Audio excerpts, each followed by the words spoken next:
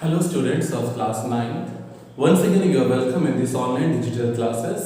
So as we all know we are doing chapter number 14 which is statistics, and in this we have concluded exercise 14.2. So today we have to start exercise 14.3. So let me tell you first of all what the topic or what concept which we are going to study in this exercise, that is graphical representation of data. सबसे पहले students हमने इस chapter में पढ़ा था collection of data, फिर उसके बाद representation of a data in a tabular form, table में आपको कैसे रिप्रेजेंट करना है, ठीक है। अब थर्ड जो टॉपिक आप पढ़ेंगे आज वो है graphical representation of a data. कोई अगर आपके पास डाटा है, जैसे हम लोगों ने एक्सरसाइज 14.2 में देखा था, कोई भी डाटा अगर आपने कलेक्ट किया है तो उसको अभी कलेक्ट किया है, ठीक है, तो अभी हम जो टॉपिक पढ़ेंगे वो पढ़ेंगे कि ग्राफिकली इसको कैसे हम लोग रिप्रेजेंट कर सकते हैं, ठीक है। तो उसमें भी सिर्फ तीन तरीके हैं उसको रिप्रेजेंट करने के लिए। सबसे पहले है bar graph, second one is histogram and third one is frequency polygon, ठीक है। सबसे पहले क्या है bar graph, second one is histogram and frequency polygon. जो थर्ड वाला रिप्रेजेंटेशन है स्टूडेंट्स फ्रीक्वेंसी पॉलीगन, वो आपके इस साल के लिए डिलीट हो गया है। एचवी बोर्ड ने जो कुछ टॉपिक्स डिलीट किए हैं उसमें ये थर्ड टाइप का रिप्रेजेंटेशन है फ्रीक्वेंसी पॉलीगन, वो डिलीट हुआ है, तो हम लोग वो आज स्टडी नहीं करेंगे। केवल दो ग्राफिकल रिप्रेजेंटेशन स्टडी करेंगे, बार ग्राफ और हिस्टोग्राम, ठीक है। So let us start exercise 14.3. very first question, that is a survey conducted by an organization for the center of illness, for the cause of illness and death among the women between the ages 15 to 44 worldwide found the following figures in percentage. अभी table आपको given है, serial number 6 numbers given है। Causes सबसे पहले reproductive health conditions, neuro psychiatric conditions, third one is injuries, fourth one is cardiovascular conditions, fifth is respiratory conditions, other causes, ठीक है। इनका meaning हम लोगों ने नहीं स्टडी करना, we are not studying science कि हम लोगों ने स्टडी करना है कि ये रिप्रोडक्टिव कॉजेस क्या होते हैं या फिर न्यूरोसाइकियाट्रिक कंडीशंस क्या होते हैं। We have nothing to take from that, ठीक है। We have to just represent this data in the graph, okay. So अभी हम लोग क्या बनाएंगे, बार ग्राफ कैसे बनता है friends. For that we have to use one graph paper, ठीक है।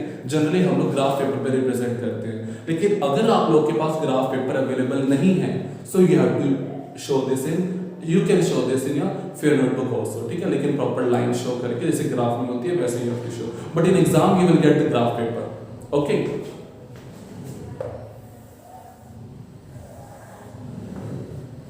Like this you can make two lines, one is horizontal line and another is vertical line. horizontal line पे आपको शो करना है friends causes, क्या लिखना है causes, नीचे लिख लीजिए causes, यहाँ पे आप causes शो करेंगे। दूसरा vertical में आप क्या शो करेंगे, female fertility rate, female fertility rate, ठीक है। तो यहाँ आप लिख सकते हैं female fertility rate, okay, female fertility rate, okay, किसमें परसेंटेज में, तो ब्रैकेट में लिख लीजिए percentage, female fertility rate percentage, ठीक है। अब देखिए सिर्फ जब आप ग्राफ पेपर यूज करते हैं तो वहां पे इक्वल डिविजन्स होते हैं, मतलब ऐसे करके इस टाइप से आपके क्या होते हैं डिविजन्स होते हैं आपके ग्राफ पेपर में, इक्वल डिविजन्स।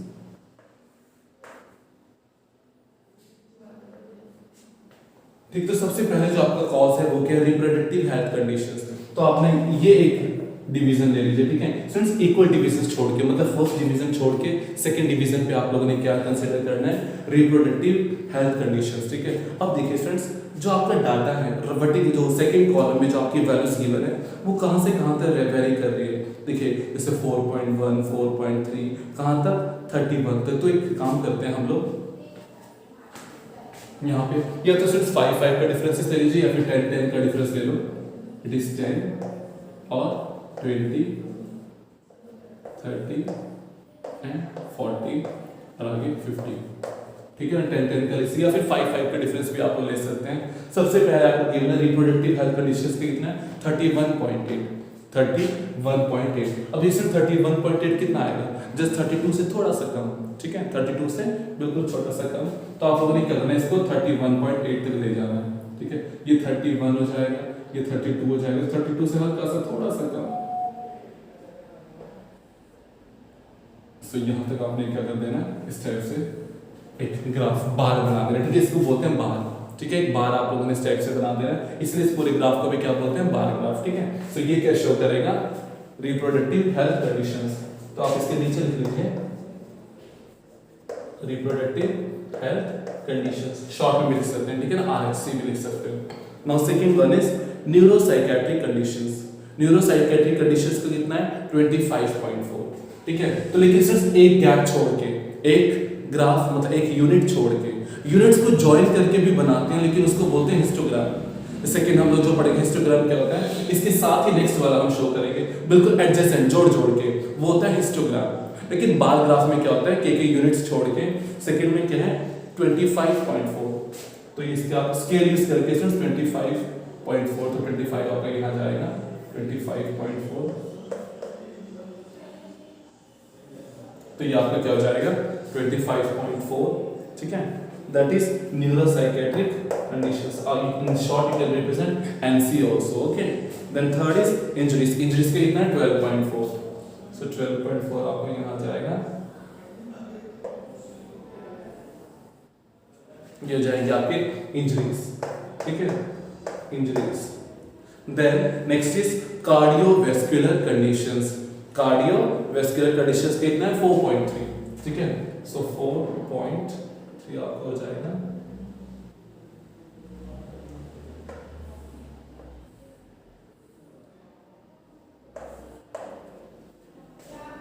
कार्डियोवैस्कुलर कंडीशंस, ठीक है। फिर नेक्स्ट है रेस्पिरेटरी कंडीशंस क्या है 4.1, इससे छोटा सा थोड़ा सा कम होगा, ठीक है, 4.1 हो जाएगा आपका रेस्पिरेटरी कंडीशंस, ठीक है, आरसी। फिर एक यूनिट छोड़ के एक और यूनिट आएगा, that is other causes. Other causes का कितना है 22, ठीक है, सो 22 आपका इधर हो जाएगा, ठीक है, that is 22। Since when you will use graph paper ना, तो उसमें आपको बिल्कुल स्केल से आप स्ट्रेट लाइन कंडीशन करके देख कर, ठीक है ना, बिल्कुल एग्जैक्ट आपको वैल्यूज मिल जाएंगी। 22.0 कितना आ जाएगा, ये क्या है अदर कॉजेस, अदर कॉजेस। सो ये आपका क्या बन जाएगा बार ग्राफ, ये क्या हो जाएगा आपका bar graph. In this way you can represent this data in the graphical form. In this you can graphically represent your data, okay. So after that, एक क्वेश्चन, सबसे पहला क्वेश्चन था represent the information given above graphically, graphically आप लोगों ने represent कर दिया। Second question पूछ रहा है which conditions is the major cause of women's ill health. Women की जो इल हेल्थ के जो मेजर कॉज है, सो देखो डाटा में देखो सबसे ज्यादा परसेंटेज किसकी है, रिप्रोडक्टिव हेल्थ कंडीशंस की, जो है 31.8%। तो सबसे ज्यादा मेजर कॉज क्या हो जाएगा रिप्रोडक्टिव हेल्थ कंडीशंस, ठीक है ना। इसका सबसे ज्यादा क्या है वुमेन की हेल्थ क्या होती है, इल होती है, ठीक है ना, बीमार होते हैं। Third question you have not to do, that's question related to science. Now one question will do of histogram. एक क्वेश्चन जो मैं करवाऊंगा वो आपको करवाऊंगा कि हिस्टोग्राम कैसे बनाना है। Let us do question number 4। Since let me tell you, question number 6 and 7 is based upon frequency polygon. So as frequency polygon is deleted topic, so you have not to do question number 6 and 7 of this exercise. Okay. Remaining all questions you have to do in your fair notebook. Now we'll study histogram.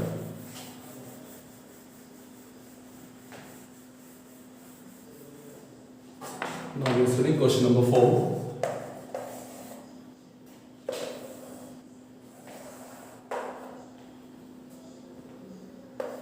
Histogram.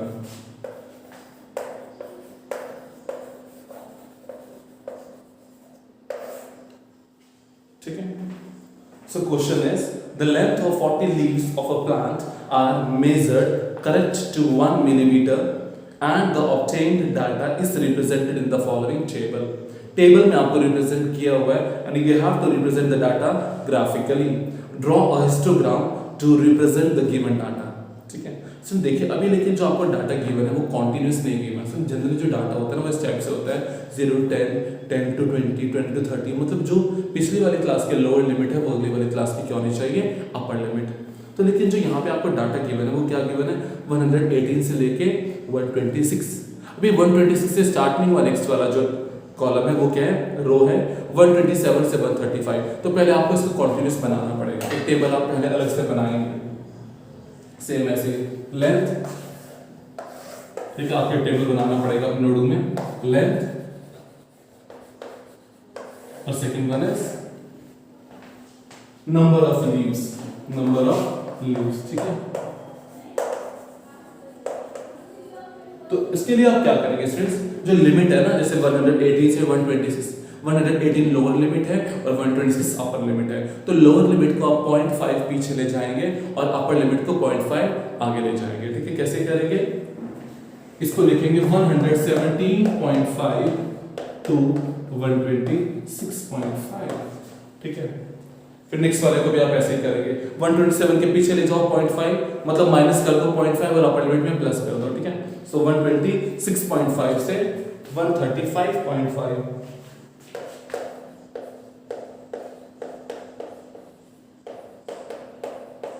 उसके बाद 135.5 से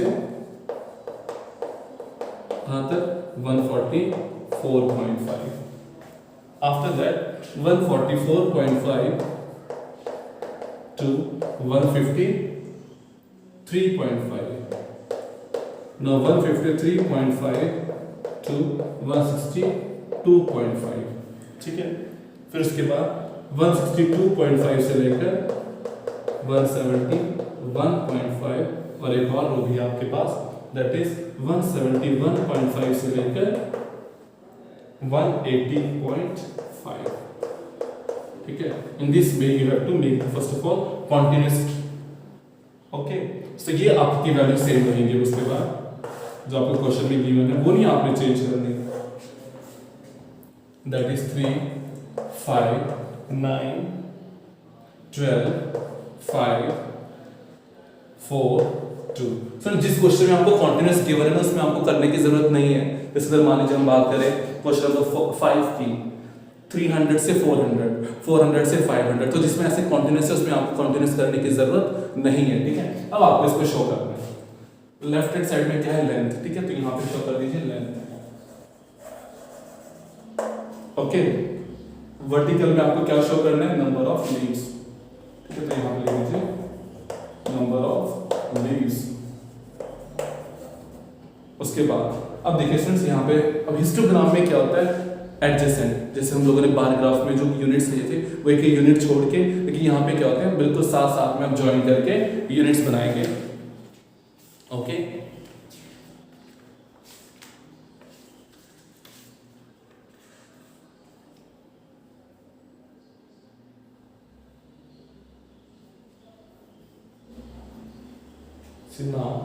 सबसे जो पहला है वो क्या है, 117.5 टू 126.5। फ्रेंड्स ये बीच में आप ऐसे ब्रेक कर सकते हैं, ठीक है, क्योंकि जीरो से डाटा शो, ये पॉइंट क्या शो करता है, 0, ठीक है। वर्टिकल यूनिट्स क्या है, आपको सिर्फ 12th गिवन है, तो आप एक काम करते हैं 2 का यूनिट्स मेजर कर सकते हो, ठीक है।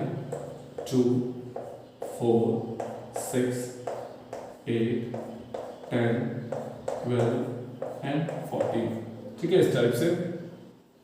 आफ्टर दैट एक्स एक्सिस के अलावा 117.5 टू, इसको लिख दीजिए 117.5, ये 126.5, फिर उसके बाद 126.5 से कहाँ तक, 135.5, ये हो जाएगा 135.5, उसके बाद 135.5 से लेकर 144.5, ठीक है, 144.5, उसके बाद 144.5 से लेकर 153.5, उसके बाद 162.5,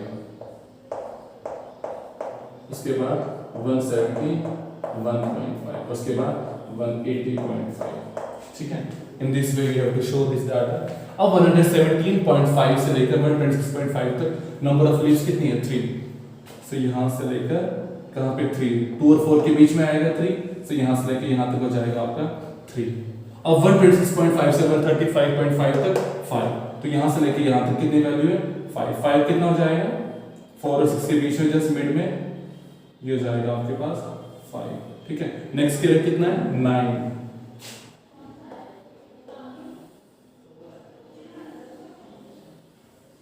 ये हो जाएगा आपका 9। अब 144.5 से लेकर 153.5, 12, मिल जाएगा आपके पास 12, ठीक है ना.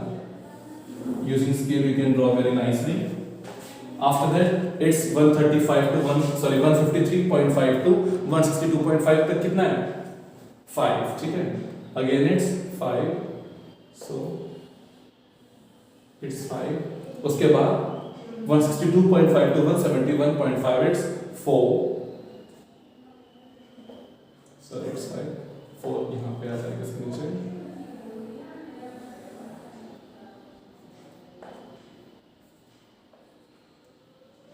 इक्वल डिविजन्स लेना चाहिए प्रॉपरली स्केल के साथ using graph paper. 2 that is here only. ये जाएगा आपका सबसे नीचे 2, ठीक है ना. So this is your bar graph, ठीक है ना.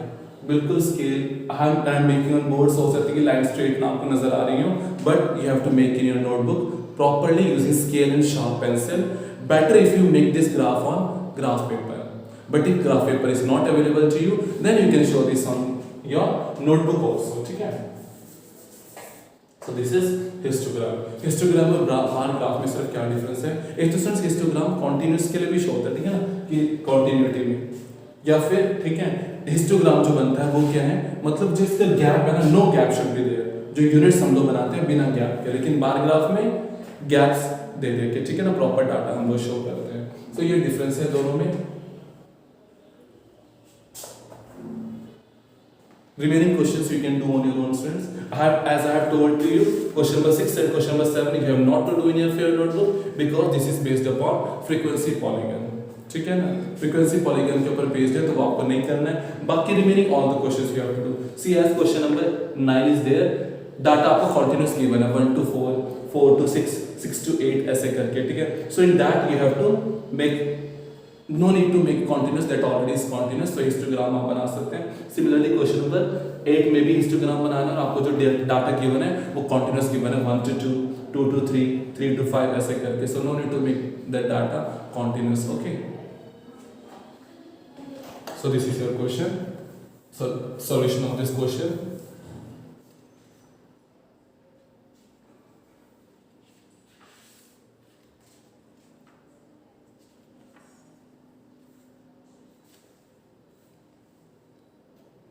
So in the next video, I'll be coming with some next topics of this chapter. We'll be starting next exercise. So till then, students, thank you and have a nice day. Okay.